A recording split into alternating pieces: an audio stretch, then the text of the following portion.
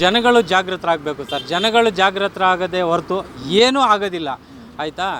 ಇವ್ರುಗಳು ಏನು ಮನೆಯಿಂದ ಯಾರು ತೊಗೊಂಡು ಬಂದು ಕೊಡೋದಿಲ್ಲ, ಆಯಿತಾ. ನಮ್ಮ ತೆರಿಗೆ ಹಣಗಳನ್ನೇ ಇವ್ರು ಹಂಚ್ತಾ ಇವ್ರ ಅಧಿಕಾರದ